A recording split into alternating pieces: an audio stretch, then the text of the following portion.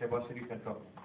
देखिए, right now in Pakistan, there is total chaos. There is no government. I see no government. I see no policy. Everything is ad hoc basis.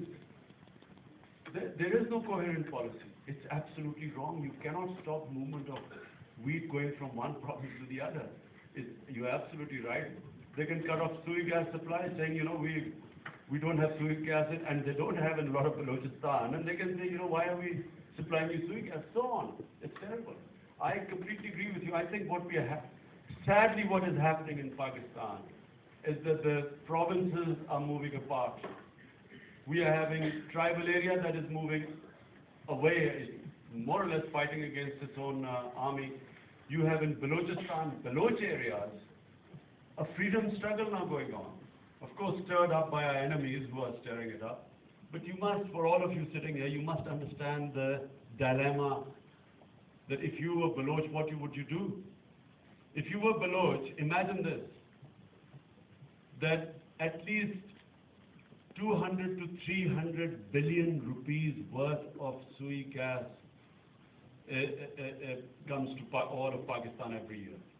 So the worth of that is between 200 to 300 billion rupees, because no one comes up with an accurate estimate, but at least 200 billion rupees.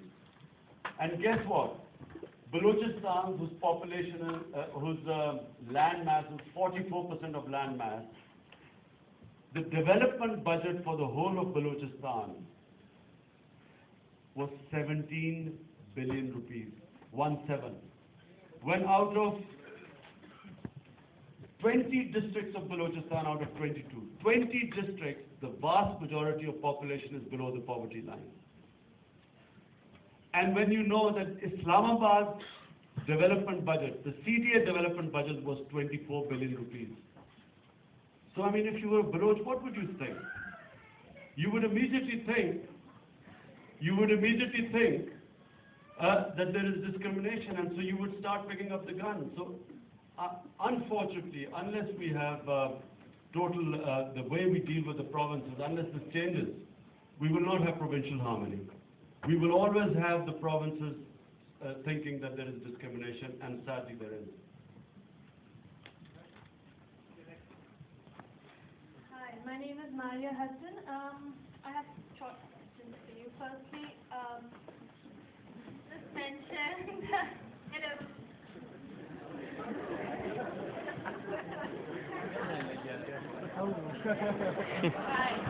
I know my eyesight is getting weak, but my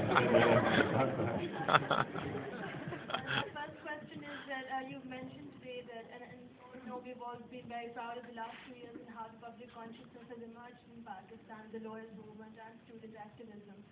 Then you also pleasantly enough mentioned that the common man is more aware than we realize. Then how do you explain, I'm just wondering what your take is on this, that when President Zardari was elected as president, it is common knowledge in Pakistan, he's colloquially called Mr. 10%. Everybody knows he's corrupt, we've had cases against him. Why are these people not coming out on the streets and not accepting Zardari as president? If this does not happen, how else do we expect meritocracy to emerge in Pakistan? Secondly, out of curiosity, my friends and I are wondering who you support, if anyone, in the American elections, Obama or the reason why people don't come out is because there's no leadership to bring them out. People don't come out by themselves. There's always a leadership, political leadership that inspires the people. But the people did come out. When the Chief Justice traveled from Islamabad to Lahore, and I happened to be one of those people who was waiting for him. With my political party, we were giving him a welcome when he was coming to Lahore. And I sat all night waiting for the Chief Justice. We were expecting him around 9 p.m. And he arrived 8 a.m. the next morning. And while I was waiting, I saw these hordes of people all night coming to greet the Chief Justice.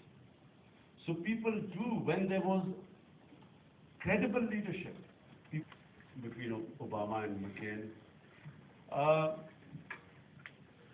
I have to say that McCain's solution of Pakistan was better. About Pakistan, McCain came up better than Obama. Obama, I don't think he fully understands, although I know that his Vice President, Biden, is actually probably the most clued on this Pakistan-Afghan affairs than probably anyone there. Because of all the people, I thought he was very clued on. But I wasn't that impressed by Obama's stance, solution on Pakistan, Afghanistan. Whereas McCain actually came up with a surprising, I was surprised he came up with a more accurate solution. But I do think that Obama is my choice simply because I think he has more integrity, and I think he somehow,